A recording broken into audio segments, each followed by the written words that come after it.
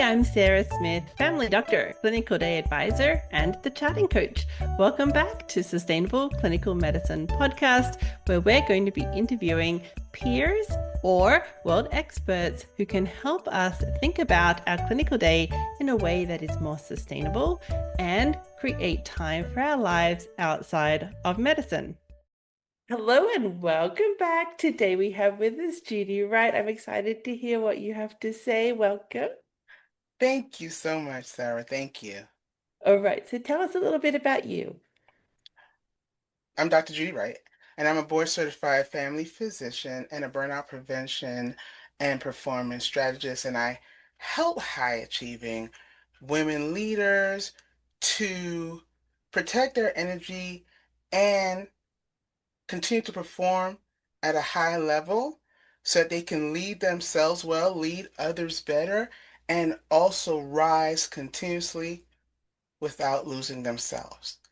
And so I came to this because I have seen plenty of people who've gone through burnout, but I myself has gone through burnout Mhm. multiple times, Mm, Sarah.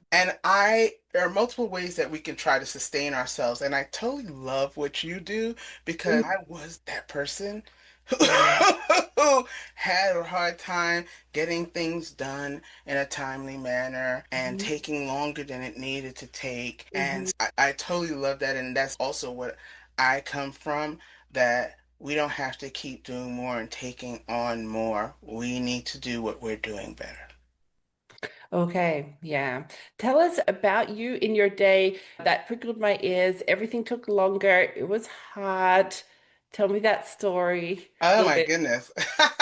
So when I was practicing, you know what? Even before that, I remember the director of our residency saying, you need to move faster and you take a long time with the patient, but you also take a long time with your charting. And he actually, it's so funny to me now, but it wasn't funny then. He actually accused me and no, I don't hold it against you now, but he actually accused me of the time was going because I wasn't willing to sacrifice my penmanship. Right? Mm, And so, and I'm like, so my being slow is because I have good penmanship. That's the reason that I'm slow. And it really wasn't. It was a bevy of things, but literally, some of it was at the time it takes me to process. It takes me a little bit longer to process certain things. And I just love taking the time with my patients. But what I would find is I would have to make up time. At least I thought I did. mhm, And so I'd run to the next patient, and I would run to the next patient, I would run to the next patient, and then at the end of the workday, I'm now there for another 90 to 120 minutes charting everybody that. And so the only thing that saved me from doing that at home is that they had not fully put in EMR, even though they should have. It's the only thing that saved me from actually bringing work home at that point. But even when I was no longer practicing and I could bring work home, it was just, you got to find a better way to do this. You just have to. So, absolutely. Absolutely. And it does. It takes up so much of your time. You feel so exhausted because it takes mhm. up so much of your time and you know you're not done until you are done. Yeah. Did he give you any strategy other than stop being so slow? Because I think what I heard you say was, I needed the time to process. I like spending time with my patients, and I had a formula for how I wrote it all down. And all of that took that amount of time. And he's saying, go faster. And you're saying, or stop being so slow. Did he give you anything other than that comment in terms of strategy or support or a direct observation or follow your peer around and see how they do it differently? Was there anything other No, than stop that? no. His thesis, his theory was it had to do with my me protecting my penmanship, and so he didn't. And so for years, I didn't have a way to do it. But you just said something so poignant.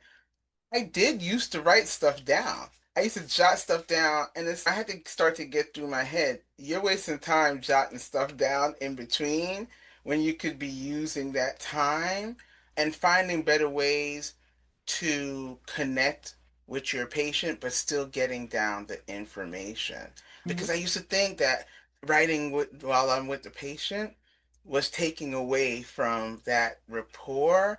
And trust me, I've seen physicians, I'm not trying to insult anybody, but I've seen physicians where they're Mhm. not there. They are in the EMR or they and they're not there and they're not looking at the patients.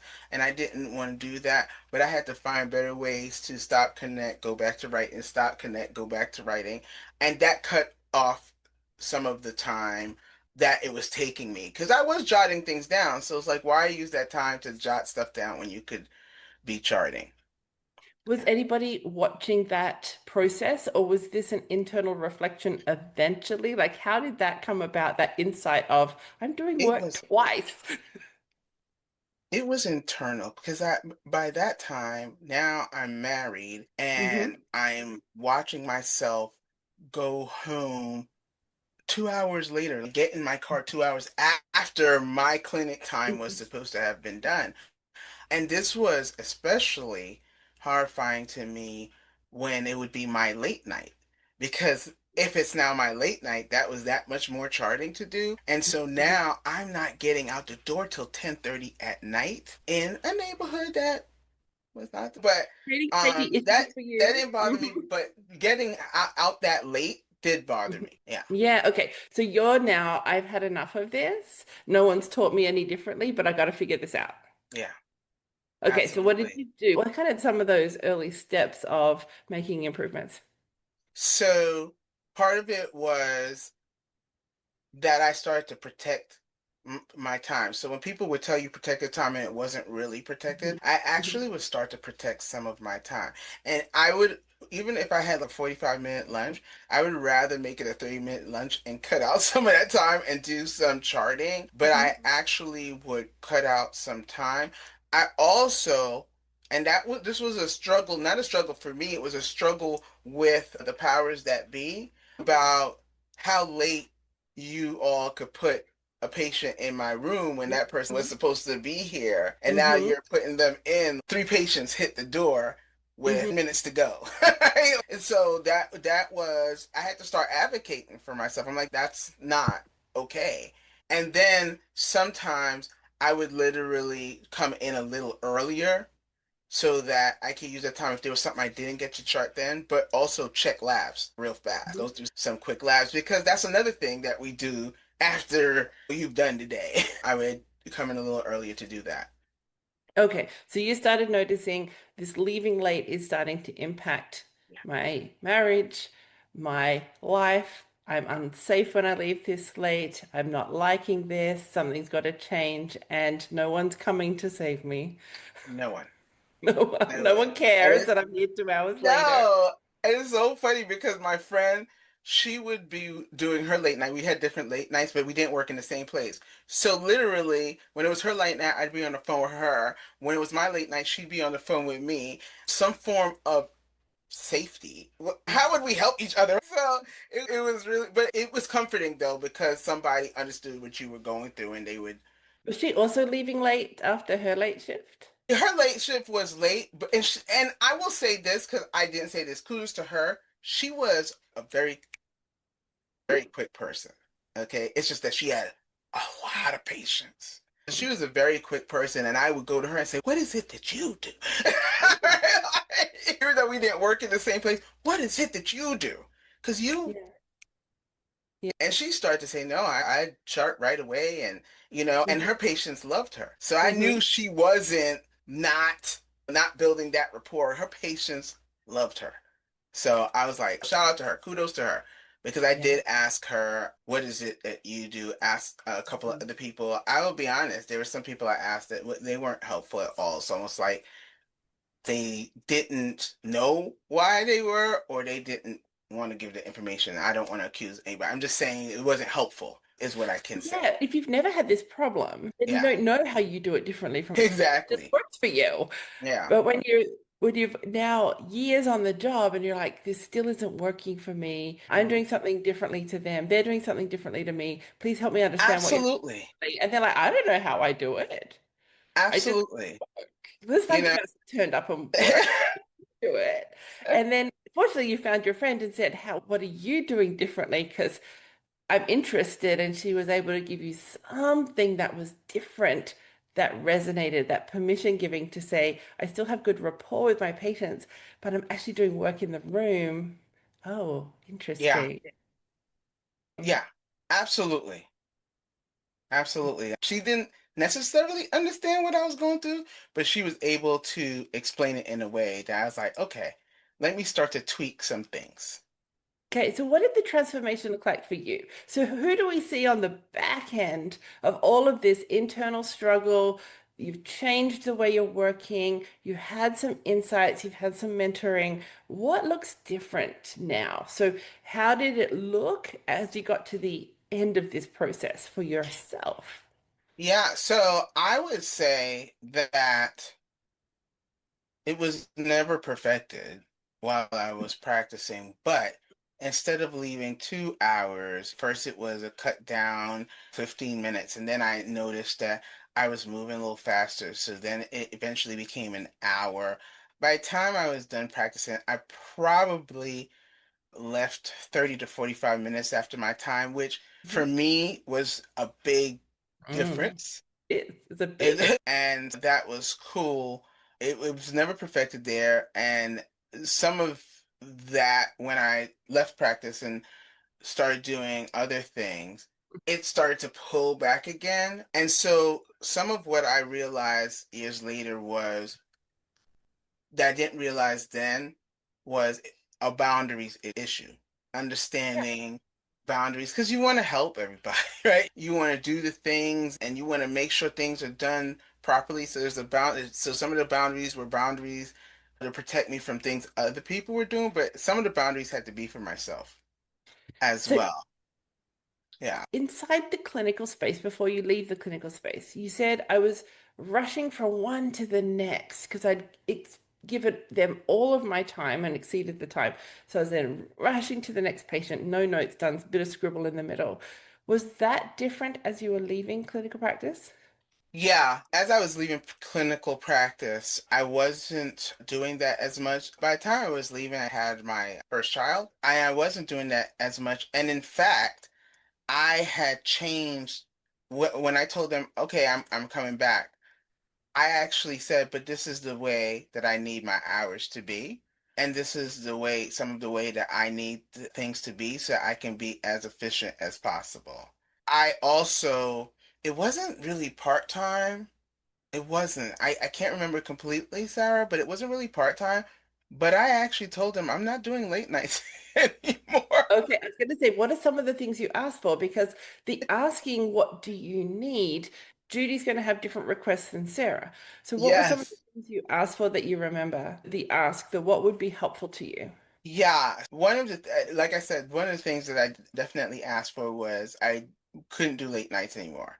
I now had a son, husband's schedule wasn't Mm-hmm. stable in terms of he always had 40 hours, but it would change with the week. So I knew I always had to be there in the evenings. Mm-hmm. And I actually went and spoke to the front desk staff that I had a great rapport with and said, look, I need that last patient going in. If the last patient is the 15 minutes, I need that last patient going in at the 15 minutes. If that Mm-hmm. patient walks in 10 minutes late, we can't do that.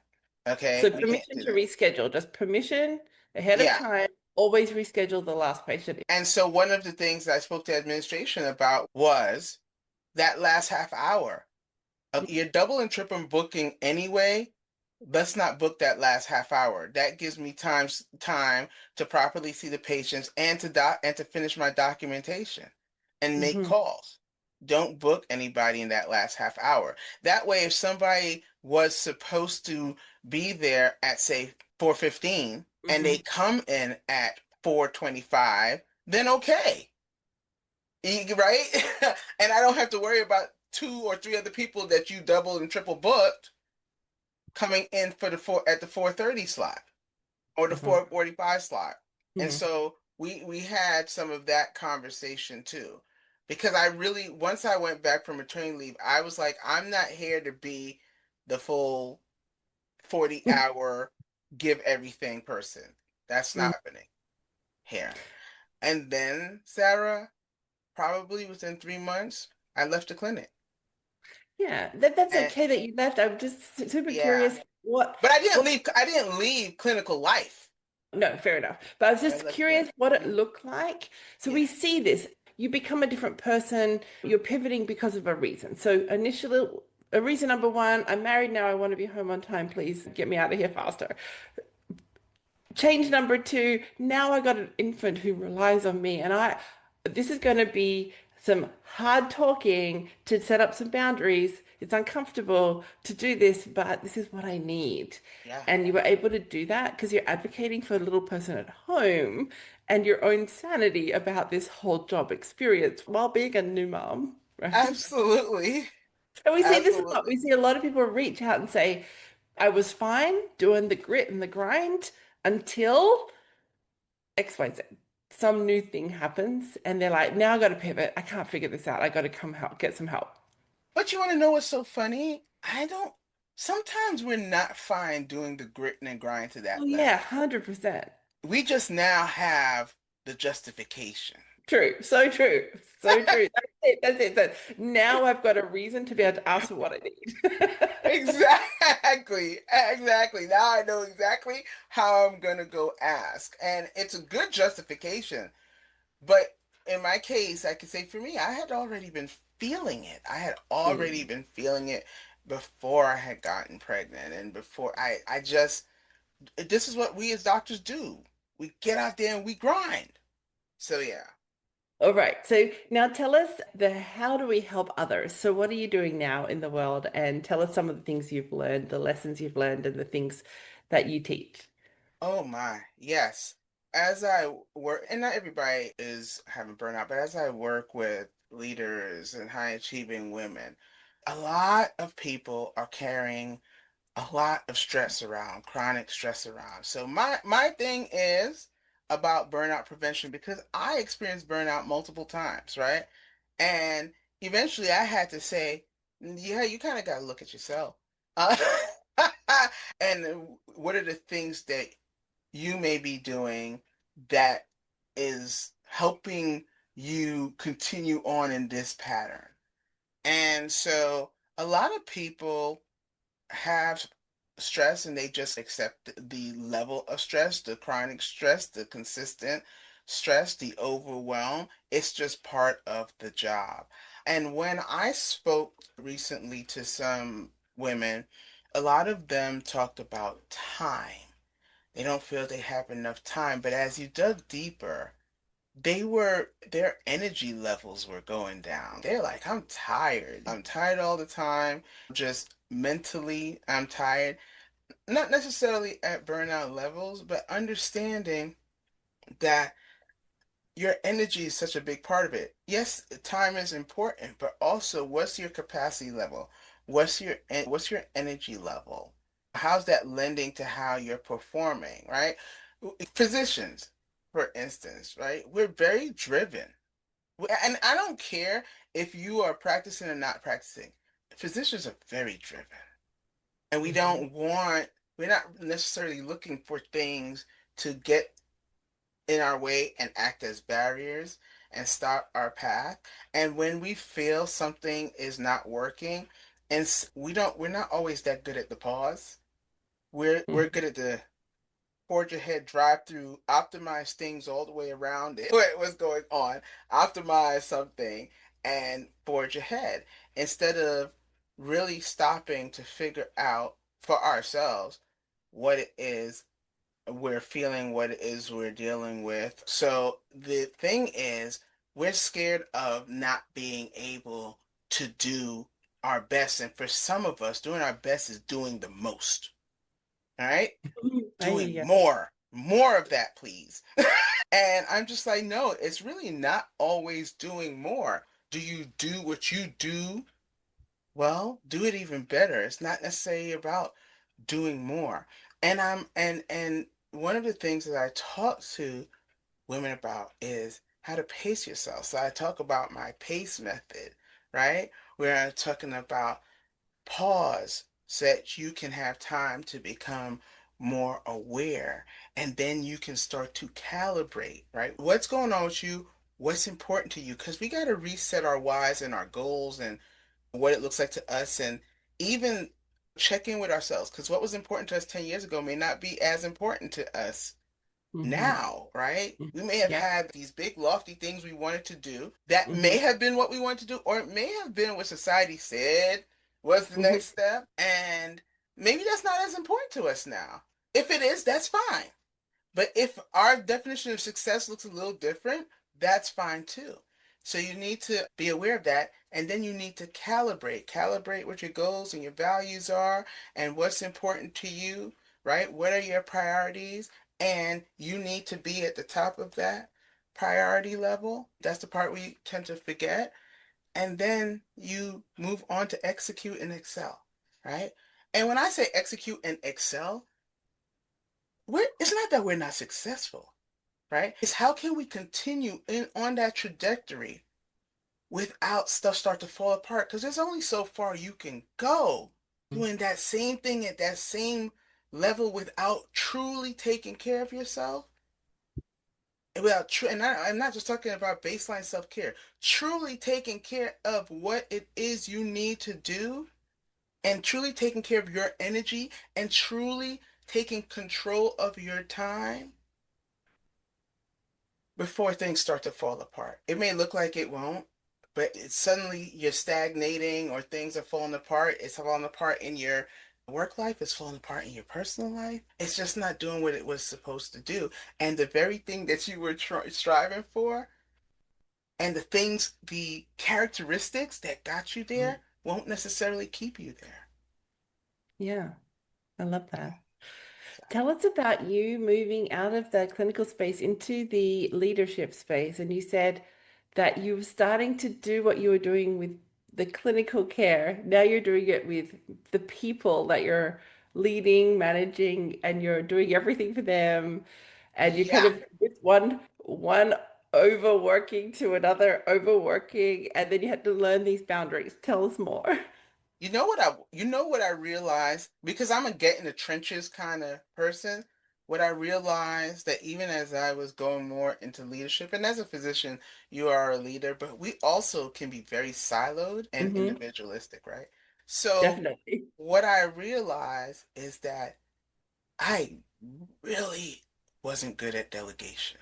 I really wasn't good because I am a get in the trenches. Let's do it all together. And it's not that I think other people couldn't do it well. And I couldn't. The more I was taking on, the more you as a leader takes on, you can't continue to do it in that manner because you cannot carry everything. And so that was slowing me down a lot.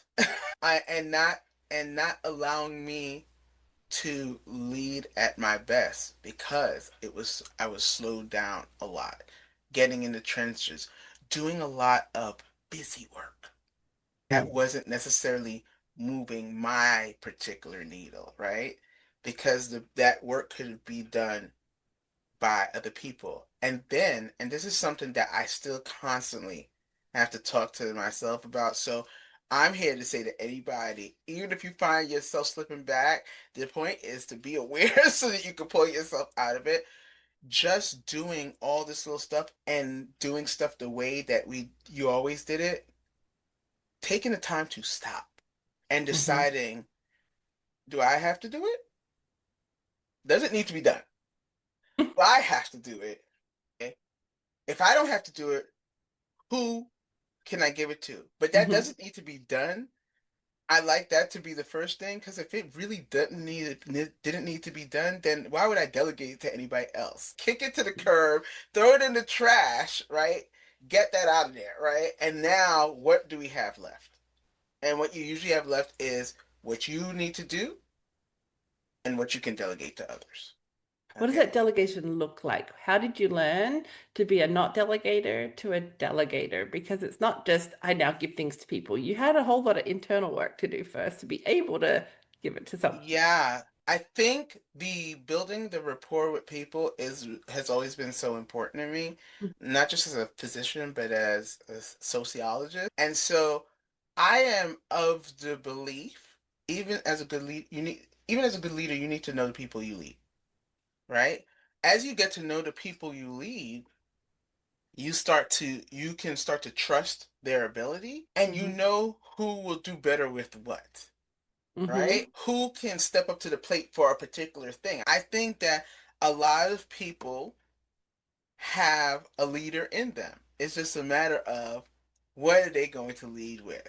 Who is the person that IT, like we had a person, she was a nurse, but she's so good at IT stuff that anytime there was going to be an IT change, she was immediately going to be, you go to these meetings because we knew she could be the subject matter expert. She was going to pick it up, bring it back to us. She actually was able to start helping train, right? Mm. But getting to know her is how I figured that out. I was like, oh, so really getting to understand and know people and know who's gonna jump in with both feet, know who might not jump in with both feet, but they're very good at this thing already.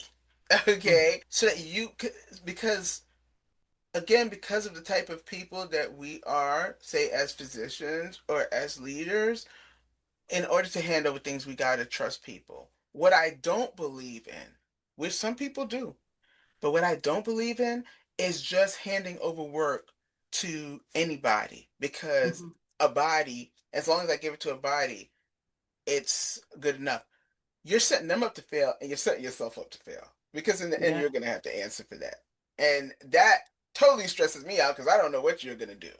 That doesn't make me feel better that I got it off my plate to you. I don't know what you're about to do, so I don't like that. How did you find out what they were going to do with it? So the first time you give a task to somebody, what does that look like to give it to them? Do we just give it to them and hope for the best? So the first time I would give it to somebody, sometimes giving somebody a task is working with them on a particular smaller task in that same thing, and then just giving it to them and having them explain to me what they understand of it. Hmm. Sometimes we're learning together, Sarah. Hmm. But I think having check-in points are ideal, right? Yeah. Not me micromanaging, me calling you every hour on the hour or emailing you two, three, four, 5 times a day. No. Let's have some check-in points, right? Maybe we'll check in twice a week, depending on when the deadline is for that thing. And having an open door policy for them to come and ask questions, but not everybody will use your open door, and that's why having a check-in, Yeah. scheduled check-in points are That is so so true. important That's right. because Our not everybody people who feels we're comfortable. training, that's right. They're going to have questions. They need to have access to you to ask the Yes, questions, and they need to know how to access you to ask those questions. So you're right. yes, Some will interrupt, but others just need to know we're going to be meeting at this time to go through your exactly, questions. I'm going to see your progress because success looks like we mutually agree you got there and I'm going to be able to help you. That coaching exactly, piece. We do this with our learners. We do this as physicians all the time, all the time. all the time. So we can do this also with things that we're passing on.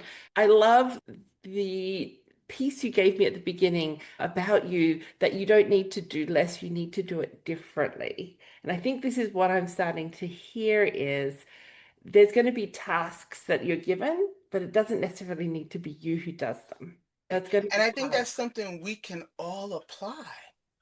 That's Hmm. something we can all apply. I am so excited because my daughter just turned 12. My son is 15.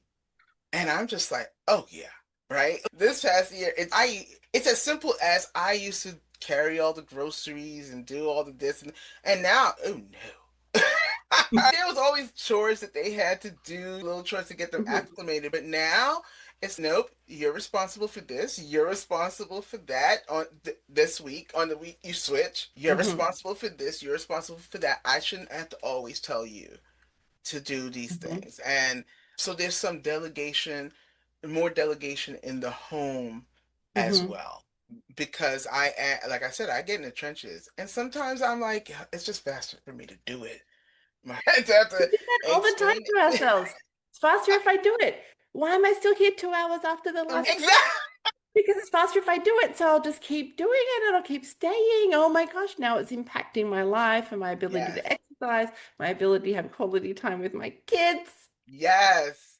Yes. I'm excited because after I speak with you, we're gonna have game night, right? And that's the kind of thing that I want to do because that for me also is success. The Mhm. opportunity to get that time to spend with them, that's part of what success looks like to me. Mm. And catch me 20 years ago, even 15 years ago, that would not have been in my definition of success. Yeah. This is true, yeah. Yeah. Tell us about the ask when people ask you to do more. Woo, yes. So that's good.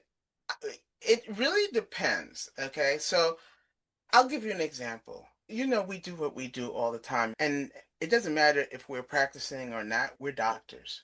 Okay. Mhm. So who's the first person that everybody comes to in the family when something's not feeling right? And I don't just mean my children.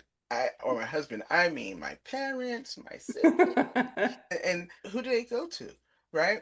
And I'm always going to answer. But what I found is that sometimes I had to give you whatever answer. I might even make the preliminary calls to the hospital so I Mhm. could explain to you. And then sometimes I would have say to my father, I feel an obligation to be there for my father. But you know what I had to realize? I have three siblings. So there were times where they'd be like, "Did you speak to anybody at the hospital?" Not today. Not, I didn't speak to anybody in the hospital today. I had to back away and give myself a moment. But you could call the hospital. I primed them up for you. They know there's a doctor involved. They know there's a nurse because my sister's a nurse. They know there's a nurse involved. You can call. And sometimes I would find that I had to do. There was a point in time when my brother was going to the hospital a lot for several months, and it got so tiring that I would do my at first I was every day. And then probably by the fourth hospitalization, I did my first set of calls and then I was like, I got it. I have to step. It's getting to be a lot. Yeah. But that allows me, and my brother I think started to realize that.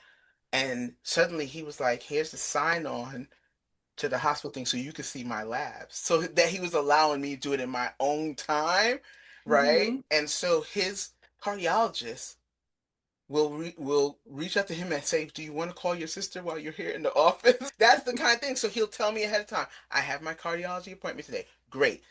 Wonderful. Okay, now Mhm. I know. I can't get on and I can't get on. So one of the things I had to really get clear with to answer your question for myself was, how am I feeling today?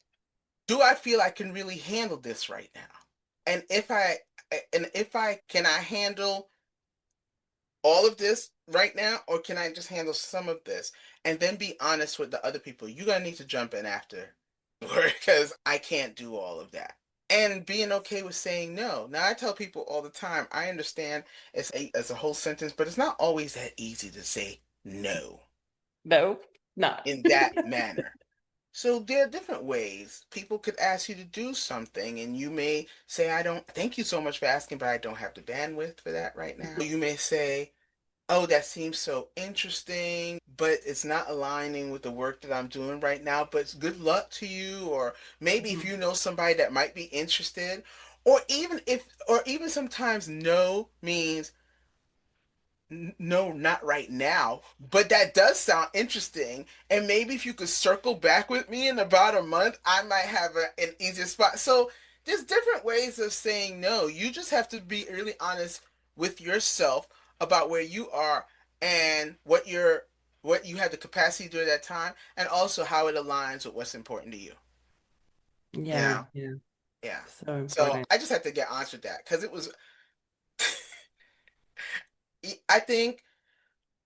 And it's one of the reasons I work with women. As women, we're social. So as physicians, we're socialized to help. And then as Mhm. women, you're socialized to, yeah, oh, you need help. Sure. You're socialized not to say no. You're socialized to say yes. Yeah. Yes, I'll help you. And that's something that you actively have to walk your way out of. Yeah. You actively, because it comes at a cost. It comes at a Does. I love that example, just using your brother.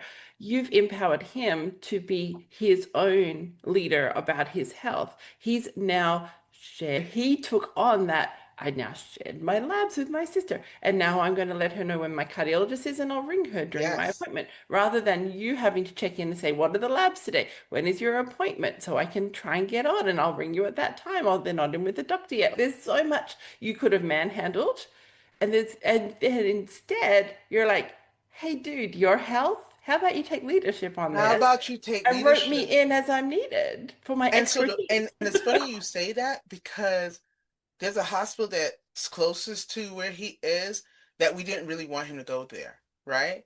So we got him into another hospital. But that hospital is in another borough because they live in New Mm, York, is in another borough. And what my brother, once he started to take on, because at first he was just like, you guys handle it, right? Me and my mm, sister, right? Once he started to take ownership, he knew he had to be able to get to a close hospital. So he that there was an offshoot to that hospital he goes to in the borough he lives in. So he will make sure he gets to that hospital. mm. Once they realize that his cardiologist is in the next borough, they get transport to transport him to the main hospital. And I was like, he came up with this. I was like, I am impressed with your planning. Yeah, exactly. We allowed him to be successful by you. Yes. I can't take this on for you. Yes, absolutely. Yeah. Absolutely. Yeah. And that's what it's about too, being able to empower people. I have two children, both neurodivergent. The younger has ADHD, the older has ADHD and autism. And so it's about trying to empower them so they can grow up and be able to take care of themselves. I tell you, Sarah, that's like the biggest thing for me. Can I ensure Absolutely. that they'll be able to take care of themselves? Right? Because I if mean, the the world goes opposite on, were to decide that I need to take care of them forever because of this. It's going to exhaust you, and it's not yes. going to give them that ability to be that independent. Whereas you've now, with all of the things you've learned, saying, actually, no, no, No. I'm going to have to give them more and more, even though it is really stressful to do with this outcome, this intention of Yeah. them being successful. Of them being successful. And so that's been a big thing for me because I want you to be able to be successful. And to me, part of that is being self-sufficient in this world. And what is that going to take? What mirror that for you as well? What does that look like? I always Mm, tell people I learned about money, the basics of it, from my mom sitting at my mother's mhm, feet while she was balancing checkbooks, paying bills because my father just made money. My mother also made money, but she's the one that made sure that the money worked in the household. And just watching her do that and how I'm still floored how my mother managed that little bit of money because to me, money mhm, just keeps flying out the door. How'd you do mhm. it, Ma?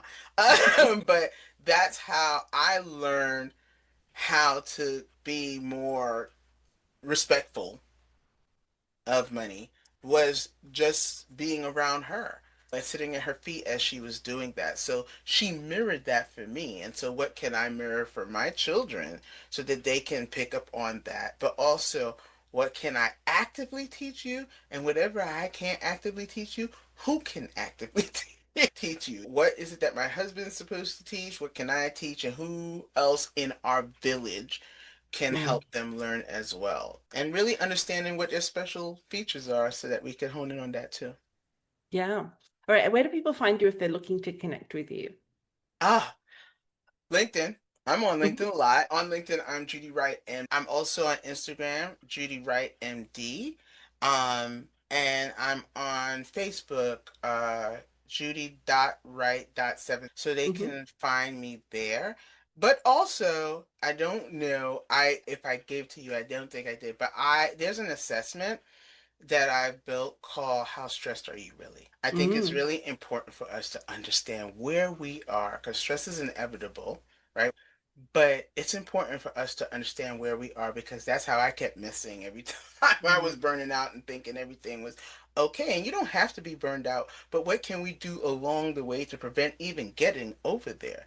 Right? Because we're not trying to stop this train. We're gonna keep on moving. And so I don't want people to have to get to that level where they're just down on the mm. ground and falling. And I am more than happy to share that with you and your listeners. Actually, and it's on my stand store, Judy Wright MD. I keep everything simple. Judy Wright Mm, MD.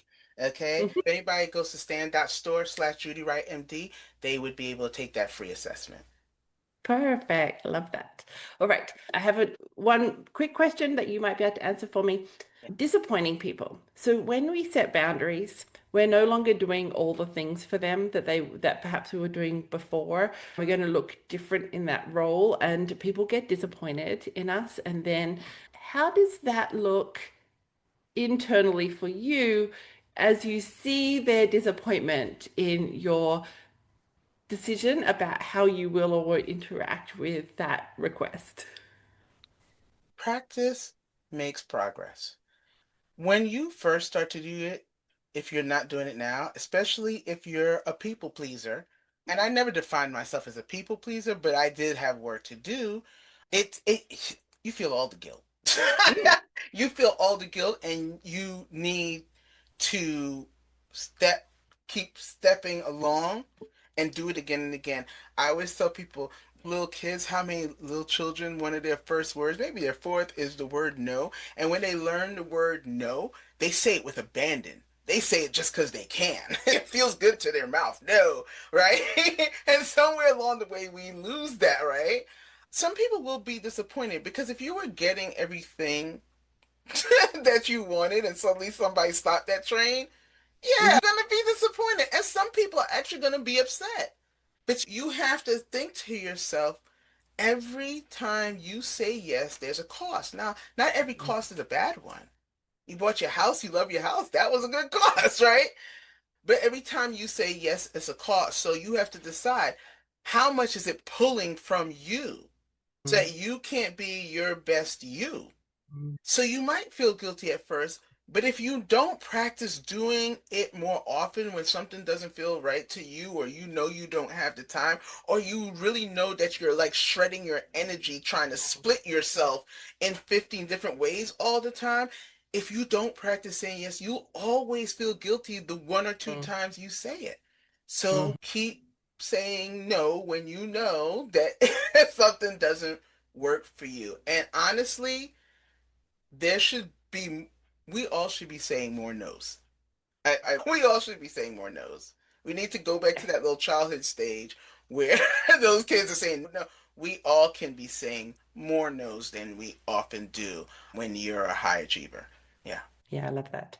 Anything we didn't talk about that we should talk about before we close up? No, I think we did. I really want people to understand that your time is very important. But a lot of people put things to time, and we all get the same 24 hours a day, right? So you have to look at the other things that is happening too, and look at your energy and look at your capacity. Because time is finite. It's going to go regardless, but you can renew energy. Energy is Mm, renewable. And capacity may be capacity here, and honor where you are here, but you can grow capacity. You can't do that though if you're depleted, mm, right? So I want people to understand how important it is to take the time to pause, reset, so that they could keep going throughout the day. Don't wait for that vacation that us as physicians often don't take anyway. Or if we take it once a year, don't, no, you could be doing things all along the way. You could be doing something every day, even if it's for 5, 10, 15 minutes, right? That can help you renew your energy and renew your focus so that you could keep going. Even on your busiest day, you could find mm. 5 minutes. I want everybody to know that. And also, when you're doing things like that, it reminds you, you're taking ownership. It reminds you that you're the one that's in control. Yeah. You're the one that's in control. Because it's really easy to feel like everybody else is just running you ragged. It reminds you as you take ownership, you're the one that's in control. Yeah, I love that. Thank you, Judy. Thank you so much for this Thank you. conversation and for all those busy people out there who want to have more capacity, more energy. I think this has been a great message. Thank you so much. Thank you. It was a pleasure, Sarah. Thank you. Bye, everyone.